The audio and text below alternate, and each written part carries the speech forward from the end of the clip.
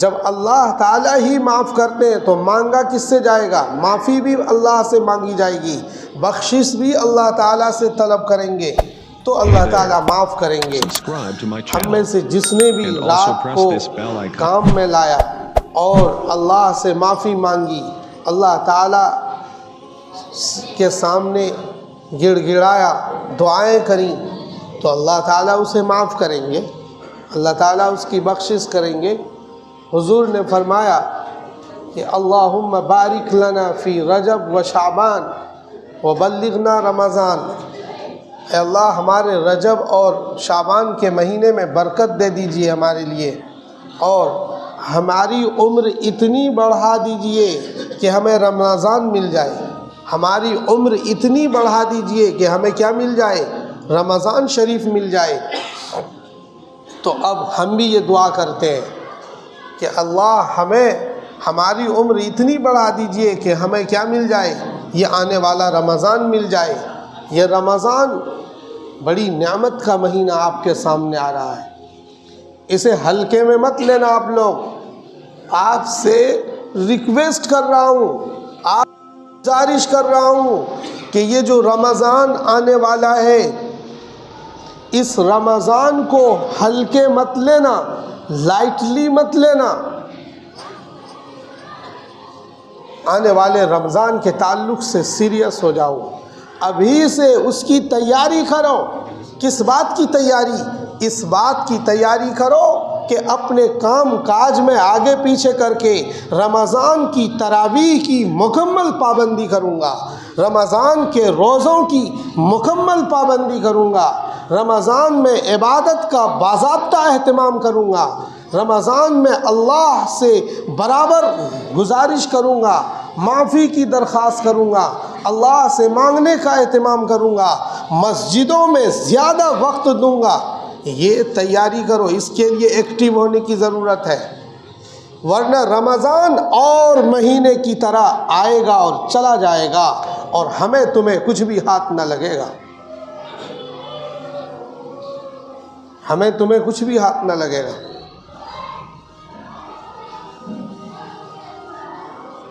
کہیں اس چکر میں رہو کہ فاتحہ کرا لیا ہو گیا کام۔ اگر فاتحے سے اتنا کام ہو جاتا تو پھر اتنی تقریریں کرنے کی ضرورت نہ پڑتی، اتنے مسائل بتانے کی ضرورت نہ پڑتی، حدیثوں کی اتنی ساری ضرورت نہ ہوتی اگر فاتحہ درود سے صرف کام ہو جاتا۔ اپنے اعمال کو خود سدھارو، اپنا حساب خود آپ کو دینا ہوگا۔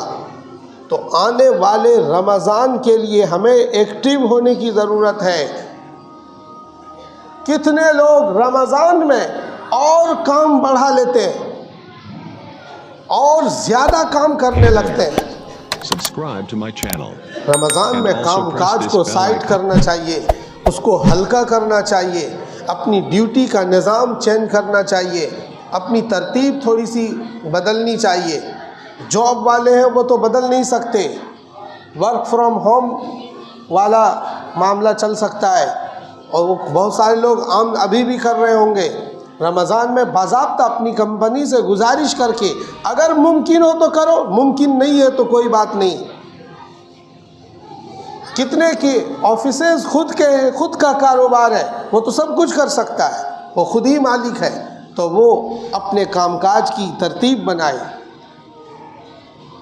یہ نہیں کہ رمضان آیا اور یوں ہی چلا گیا، آپ کے ہاتھ کچھ بھی نہ لگا۔ تراویح کا مکمل اہتمام، تراویح کا مکمل اہتمام، یہ نہیں کہ 5 دن میں 6 دن میں تراویح پڑھ لی اور 25 دن اب 24 دن فری ہو گئے۔ تراویح ڈیلی پڑھنی ہے، قرآن سننا تراویح میں الگ سنت ہے، تراویح ڈیلی پڑھنا یہ الگ سنت ہے۔ تراویح سے چھٹکارا چاند والی رات میں چھٹکارا ملتا ہے، چاند والی رات میں تراویح نہیں ہوتی۔ چاند دکھ گیا تراویح شروع ہو جاتی ہے، چاند دوبارہ دکھ گیا مہینے کے لاسٹ میں، دوسرے مہینے کی سٹارٹنگ کے لیے، تو تراویح اسٹاپ ہو جاتی ہے۔ تو اس بیچ کی تراویحوں کا باضابطہ اہتمام کرنا ہماری ذمہ داری ہے۔ ورنہ زیادہ تر جوان، زیادہ تر لوگ چند دنوں کی تراویح پڑھ کے آزاد ہو جاتے ہیں۔ آپ سے میری گزارش ہے کہ رمضان کو یوں ہی نہ جانے دو، اس رمضان کی فل تیاری کرو۔ آپ کے اندر تبدیلی آنی چاہیے، آپ کو خود لگنا چاہیے کہ میں اللہ سے کچھ لینا چاہتا ہوں، اللہ سے کچھ مانگنا چاہتا ہوں۔ جب کوئی کمپنی والا آپ کو بلاتا ہے کہ آپ کی پیمنٹ ہونے والی ہے، وہ وقت دے کر پھر اگلا وقت دیتا ہے، اگلا دیتا ہے، کیسے بالکل time to time, minute to minute کی رعایت کرتے ہیں، بالکل فون کرنے میں مس نہ ہونے پائے۔ اگر بلایا 10 بج کر 30 منٹ پر تو رائٹ ٹائم پہنچتے ہیں۔ رمضان آ رہا ہے، رائٹ ٹائم نمازوں میں آنے کی ضرورت ہے۔ نمازوں کا اہتمام کرو، جماعت کے ساتھ نماز پڑھو۔ کتنے لوگ بے نمازی ہیں، اب زیادہ تر تو بے نمازی ہے، کس سے کہوں میں کہ تو بے نمازی ہے اور تو نہیں ہے؟ زیادہ تر تو بے نمازی ہے۔ 10% محلے کے لوگ نماز میں آتے ہیں، اس سے بھی کم، 10% پھر بھی مان لیتے ہیں، لیکن جمعے میں آپ سب آتے ہو، جمعے میں 100% آتے ہیں۔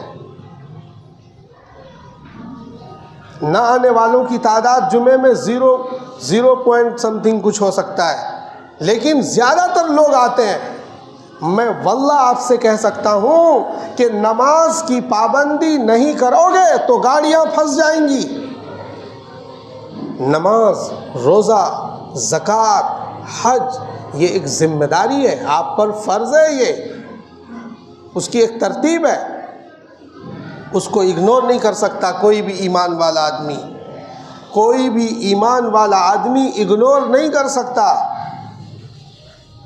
اس لیے نمازوں کا اہتمام کیجیے، جس طرح جمعے میں آنے کا اہتمام کرتے ہیں، اور نمازوں میں اہتمام کی شکلیں الگ ہیں۔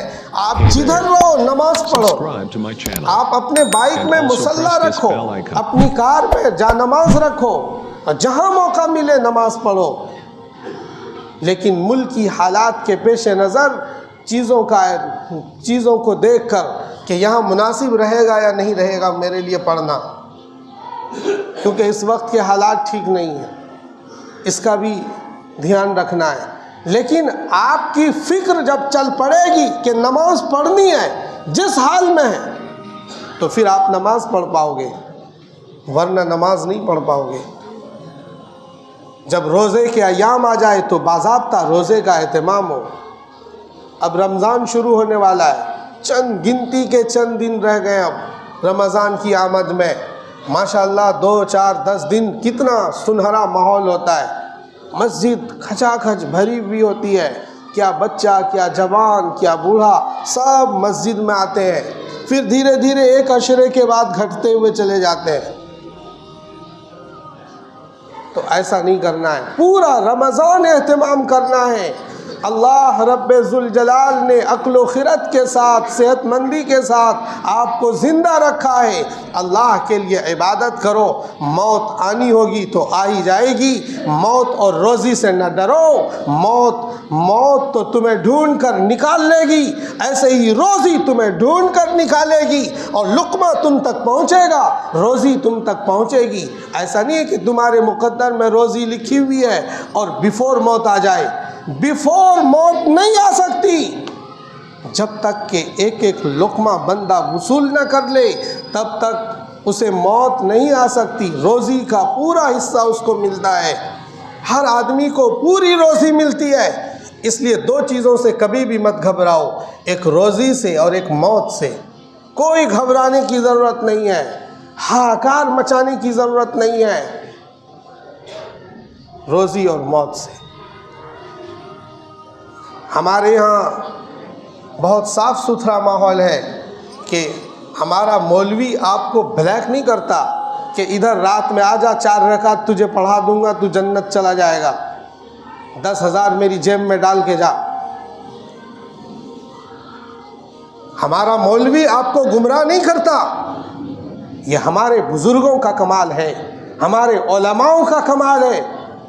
اپنی عوام کو وہی ڈائریکشن دیتے ہیں جو محمد الرسول اللہ صلی اللہ تعالی علیہ وسلم کے صحابہ نے اور تابعین نے، ائمہ نے، علماء نے لوگوں کو دیے۔ مولوی بھوکا رہنا پسند کرتا ہے لیکن مس گائیڈ نہیں کر سکتا آپ کو کہ ادھر آ جا، رات میں 2 رکعت نماز پڑھا دوں گا، تیری 8 سال کی نماز تیرے سے ساقط ہو جائے گی۔ ایسا ہمارے یہاں نہیں ہوتا۔ یہاں کوئی مولوی جنت کا ٹکٹ نہیں بانٹ سکتا۔ یہودیوں اور نصرانیوں کی طرح، پادریوں اور عیسائی کلیساؤں کے ذمہ داروں کی طرح کوئی جنت کا ٹکٹ نہیں بانٹ سکتا۔ جنت کا ٹکٹ بانٹنے والا اللہ رب ذوالجلال ہے، اللہ رب ذوالجلال ہے۔ اما عائشہ نے حضور سے کہا کہ کیا رسول، آپ پر اگر اللہ رحمت نہ کرے تو کیا آپ بھی جنت میں نہیں جائیں گے؟ حضور نے فرمایا عائشہ کہ سب سے پہلے اللہ مجھے اپنی رحمت سے ڈھانپ دے گا اور پھر مجھے جنت میں بھیجے گا۔ اللہ کی رحمت کے بغیر کوئی جنت میں انٹری نہیں پا سکتا۔ یہ حضور پاک صلی اللہ علیہ وسلم نے خود کے بارے میں 3 بار دہرا کر عائشہ کو سمجھایا۔ اس لیے اس غلط فہمی میں مت رہنا کہ وہاں صابر پیا کے مزار پر چلے جائیں گے اور سب کچھ ختم ہو جائے گا، اور خواجہ غریب نواز کے مزار پر چلے جائیں گے، سب کچھ اتنا آسان ہے کیا؟ 20 سال کرائم کیے اور ادھر جا کر اتنا آسان ہے؟ اتنا آسان نہیں ہے۔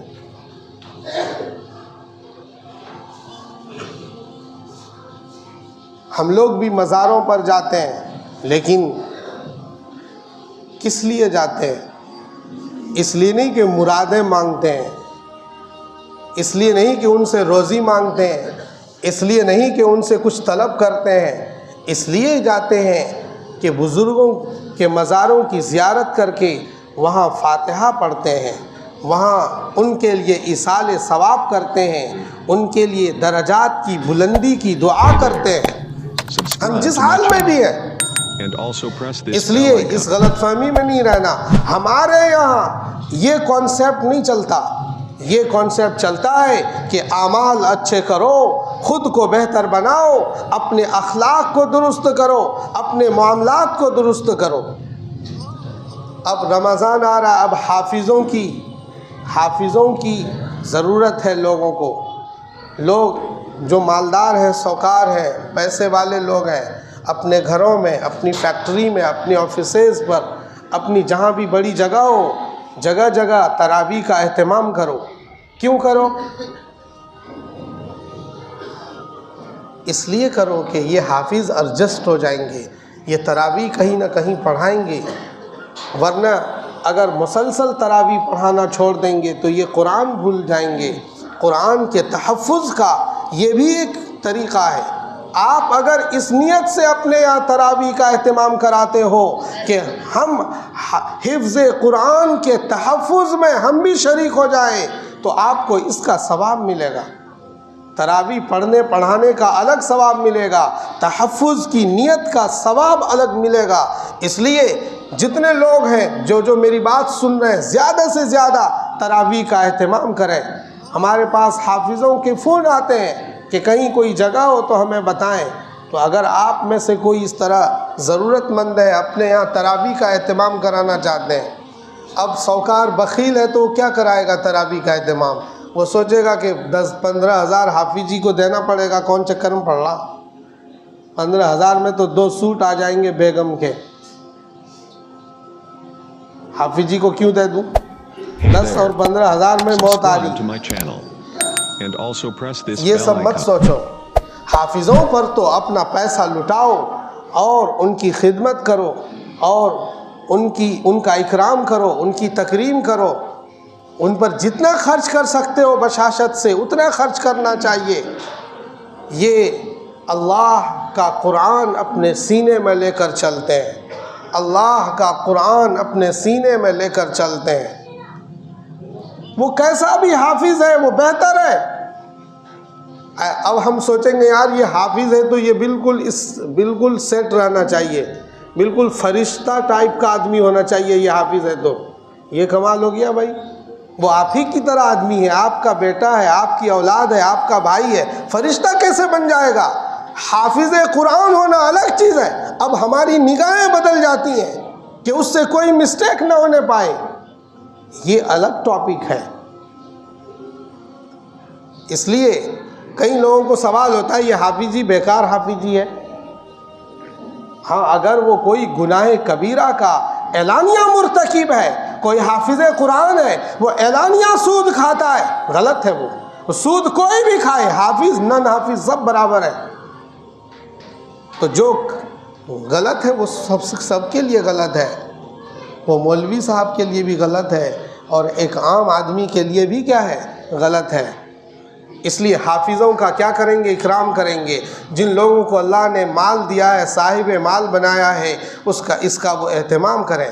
بعض جگہ میں جاتا ہوں دعاؤں میں، رمضان میں 6 رمضان سے تو دعاؤں کا سلسلہ چلتا ہے، کہیں 6 میں تراویح پوری ہو رہی ہے، قرآن پورا ہو رہا ہے، کہیں 7 میں، کہیں 8 میں، کہیں 9 میں، کہیں 10 میں۔ کئی لوگ تو بہت اکرام کرتے ہیں حافظوں کا، کئی لوگ اتنے گھامڑ ہوتے ہیں کہ وہ 2-4-5 ہزار میں اپنا رکا کاٹ لیتے ہیں۔ یہ صحیح نہیں ہے بھائی، دل کھول کر محنت کرو۔ 10-20-30 ہزار روپے خرچ ہو جائیں گے تو کس پر خرچ کر رہے ہو؟ ایسے 30 ہزار تو ہاسپٹل میں جب ایڈمٹ ہوتے ہیں ہم تو 1 ٹائم میں ہاسپٹل والا لے لیتا ہے اور ہمیں پتہ بھی نہیں چلتا۔ اس لیے یہ سب اللہ کے دین پر خرچ کرنے کے راستے ہیں۔ جو لوگ اللہ کے دین پر خرچ کریں گے اللہ ان سے راضی ہوتے ہیں، اس لیے ہمیں ایسے کام کرنے چاہیے۔